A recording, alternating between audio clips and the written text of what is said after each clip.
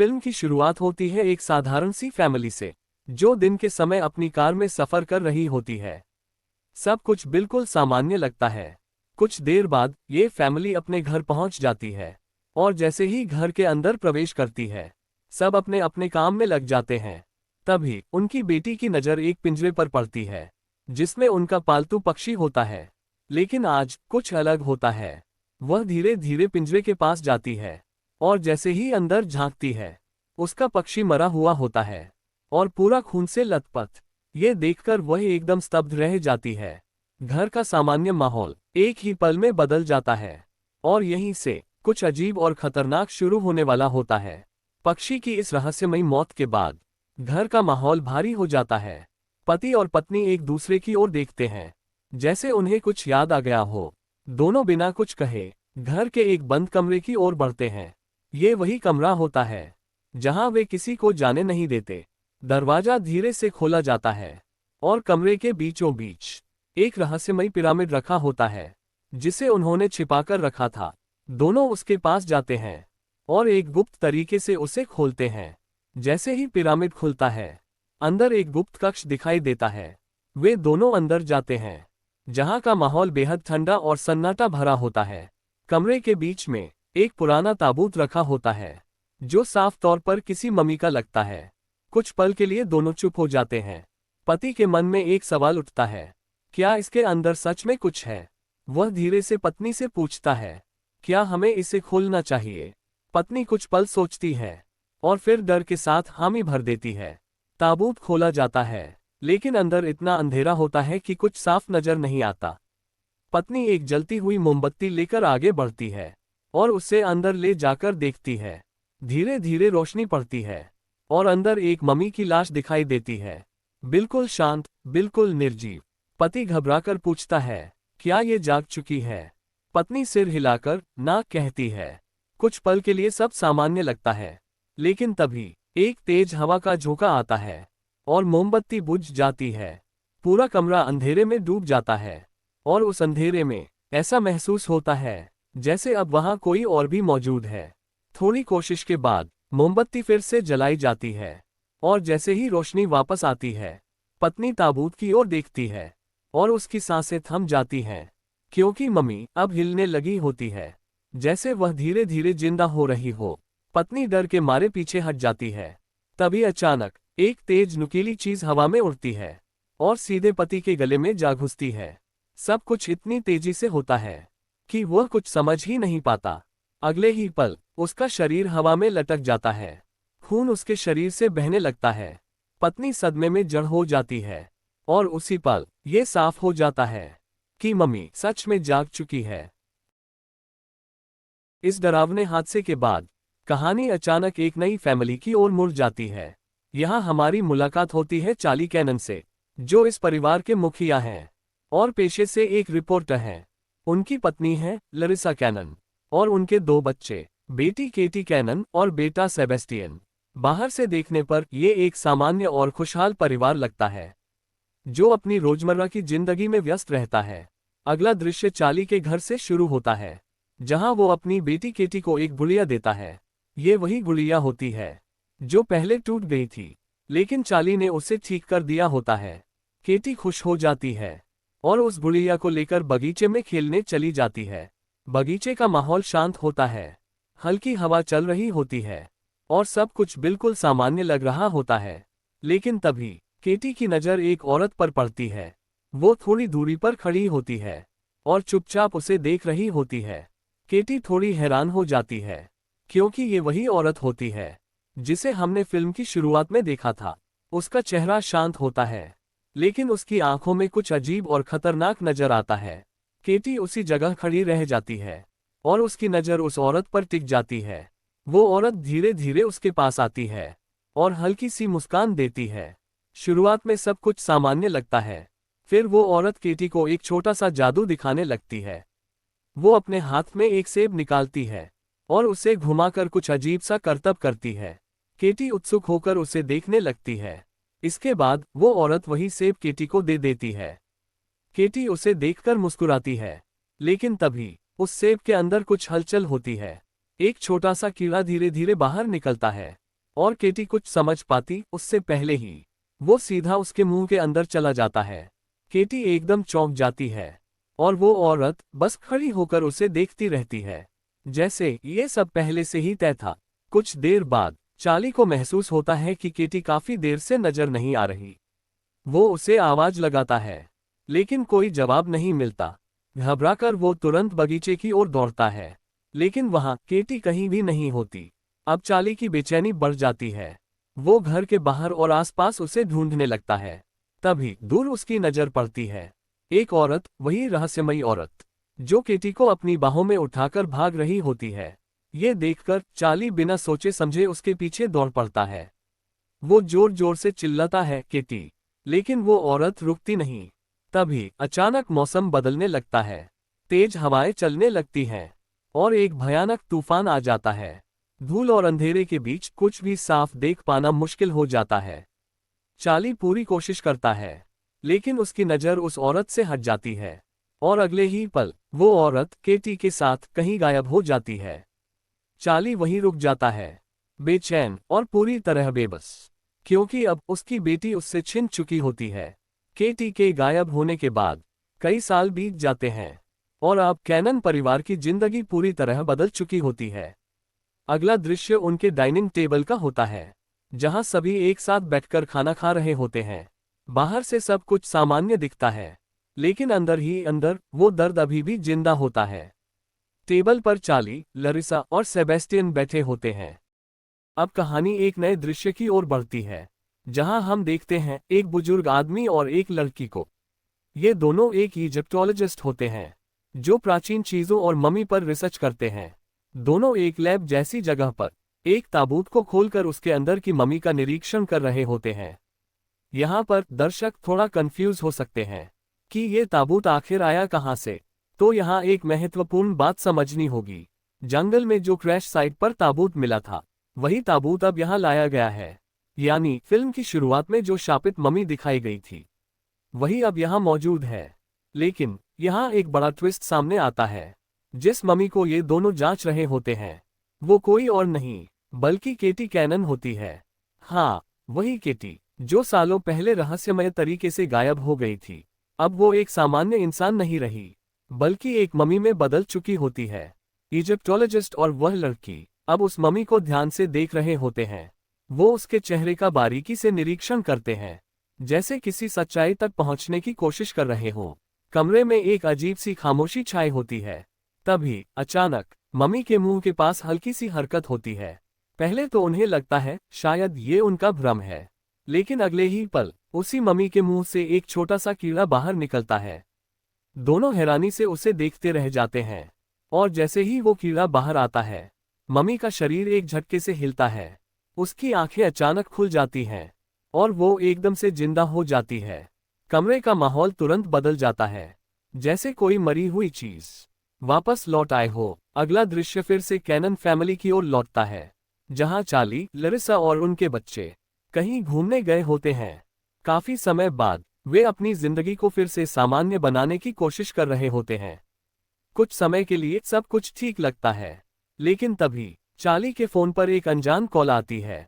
पहले वह उसे नजरअंदाज करता है, लेकिन जब कॉल दोबारा आती है तो वह उसे उठाता है। दूसरी तरफ से एक गंभीर आवाज आती है, मिस्टर कैनन, हमें लगता है हमें आपकी बेटी मिल गई है। ये सुनते ही चार्ली एकदम चौंक जाता है। उसके चेहरे पर हैरानी और उम्मीद दोनों दिखाई देते हैं। वह तुरंत पूछता है, क्या केटी? और जवाब मिलता है, हाँ। ये सुनते ही पूरे परिवार का माहौल बदल जाता है।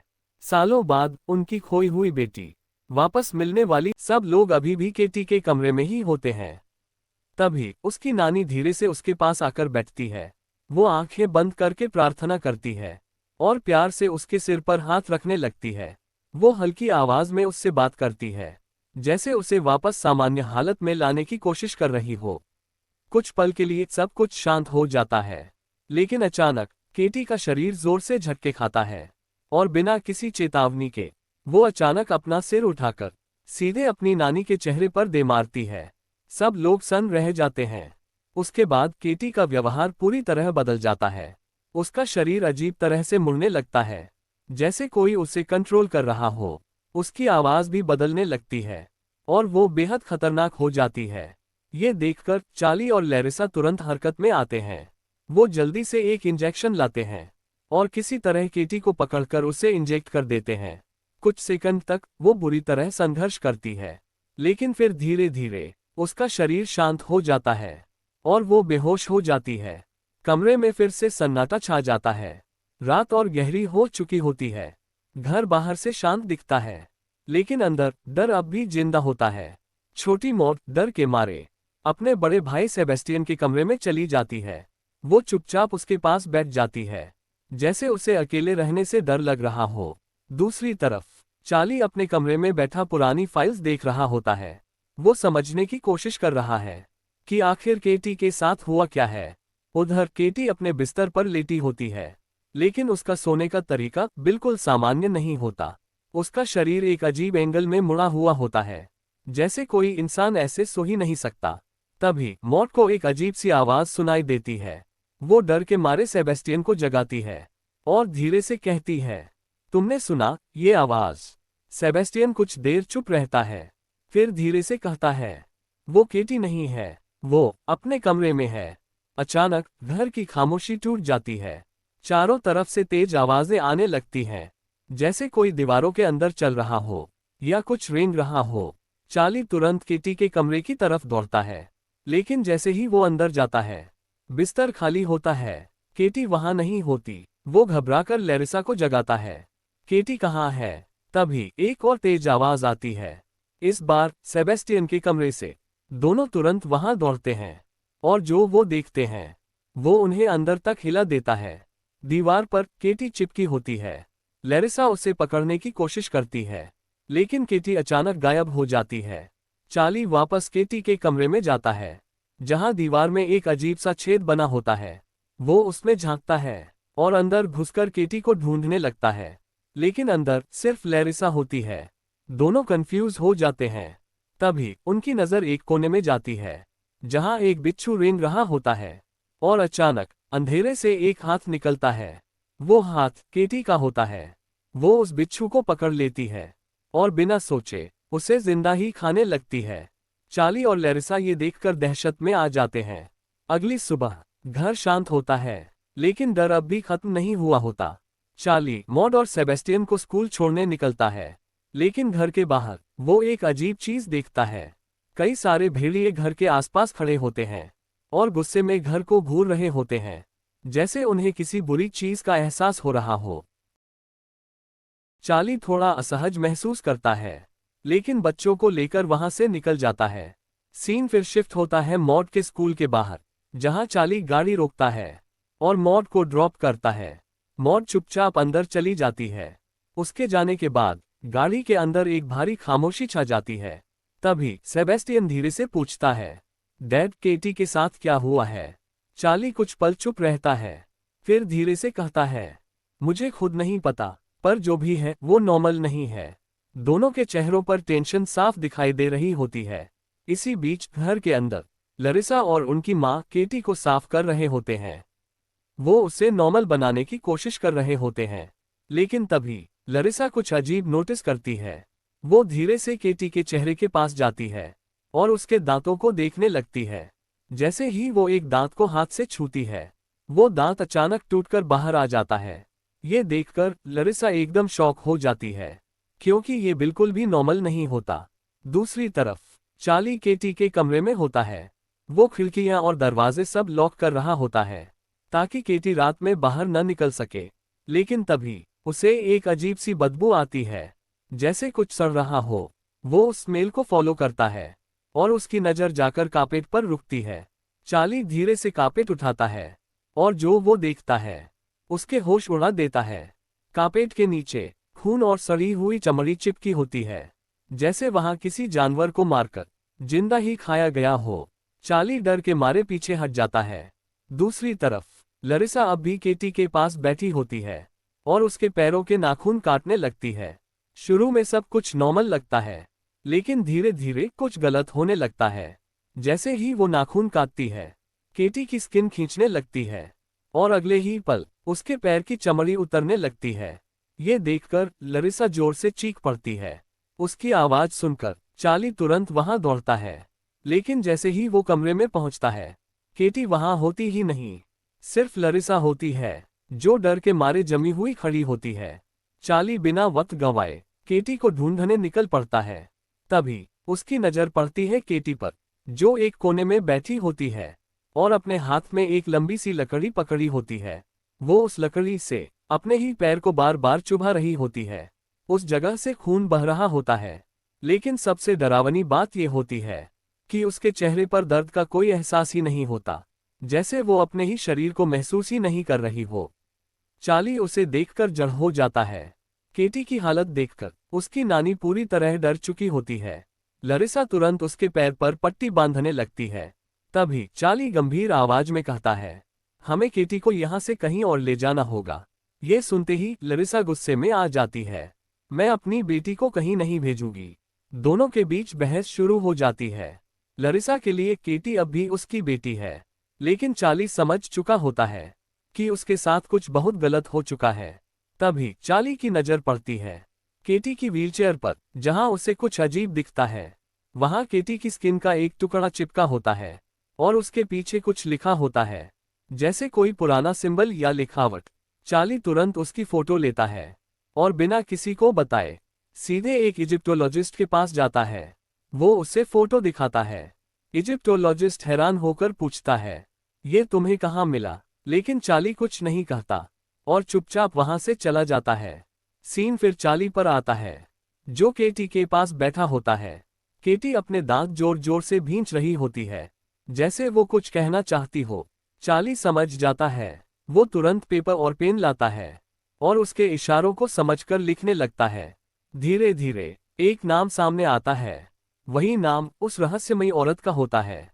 चार्ली तुरंत वो नाम एक फीमेल पुलिस ऑफिसर को बता देता है, जो सालों से इस केस पर काम कर रही होती है। दूसरी तरफ मॉड वॉशरूम से लौट रही होती है। तभी उसे केटी के कमरे से गाने की आवाज आती है। वो धीरे धीरे दरवाजे के पास जाती है और जैसे ही अंदर झांकती है, केटी उसकी तरफ देखती है और एक ही पल में मॉड को भी अपने कंट्रोल में ले लेती है। अगले दिन चार्ली फिर इजिप्टोलॉजिस्ट के पास जाता है। वो सिंबल के बारे में पूछता है। इजिप्टोलॉजिस्ट बताता है, ये एक प्राचीन चिन्ह है जिसका इस्तेमाल किसी बुरी आत्मा को कैद करने के लिए किया जाता था। ये सुनकर चार्ली समझ जाता है कि केटी के अंदर कुछ बंद किया गया था। सीन मॉड पर शिफ्ट होता है, जो अब अजीब तरह से व्यवहार कर रही होती है। उसकी आवाज, उसका अंदाज सब बदल चुका होता है। और दूसरी तरफ केटी चुपचाप बैठी धीरे धीरे हंस रही होती है, जैसे सब कुछ उसके कंट्रोल में हो। इसी बीच फीमेल पुलिस ऑफिसर उस औरत के घर पर रेड करती है। घर के अंदर अजीब चीजें, पुराने सिंबल और एक डरावनी एनर्जी महसूस होती है। उसे वहां एक पुराना वीडियो कैसेट मिलता है। तभी अचानक वो औरत वापस आ जाती है। पुलिस उसे सरेंडर करने को कहती है, लेकिन वो चाकू लेकर हमला कर देती है। दोनों के बीच संघर्ष होता है और आखिर में पुलिस ऑफिसर मजबूरी में उसे गोली मार देता है। वो औरत वहीं गिर जाती है। गोली की आवाज के बाद उस औरत की बेटी वहां आ जाती है। वो भागने की कोशिश करती है, लेकिन पुलिस उसे पकड़ लेती है। दूसरी तरफ घर में लरिसा केटी के लिए बात तैयार कर रही होती है। तभी वो नोटिस करती है कि पानी काला हो चुका है, जैसे कोई अंधेरा उसमें घुल गया हो। चार्ली घर वापस आता है सेबेस्टियन और मॉड के साथ, लेकिन मॉड का व्यवहार अब पूरी तरह बदल चुका होता है। घर के अंदर केटी की नानी उसके पास बैठी होती है, लेकिन अचानक केटी उसका हाथ काट लेती है और फिर उसे उठाकर घर के बाहर फेंक देती है। उसका शरीर सीधा चार्ली की कार पर गिरता है और सबसे डरावनी बात, मॉड जोर जोर से हंसने लगती है। लरिसा खिड़की से देखती है कि उसकी माँ भेड़ियों के बीच फंसी हुई है और वो उसे जिंदा ही खा रहे होते हैं। दूसरी तरफ पुलिस वीडियो देखती है, जिसमें सच सामने आता है कि केटी पर एक रिचुअल किया गया था, जिसमें एक मम्मी से एक बुरी आत्मा उसके अंदर डाल दी गई थी। आखिर में सब कुछ कंट्रोल से बाहर हो जाता है। केटी पूरी तरह बुरी शक्ति बन जाती है, सब पर हमला करने लगती है और आखिरी पल में चार्ली एक बड़ा फैसला लेता है। वो केटी को पकड़ता है और पुलिस से कहता है, रिचुअल पूरा करो जैसे ही रिचुअल होता है, वो बुरी आत्मा केटी के शरीर से निकलकर चार्ली के अंदर चली जाती है। सब कुछ शांत हो जाता है। केटी वापस नॉर्मल हो जाती है, लेकिन चार्ली अब पहले जैसा नहीं रहता। कैमरा धीरे धीरे उसके चेहरे पर जूम करता है और उसके चेहरे पर एक हल्की सी डरावनी मुस्कान आ जाती है।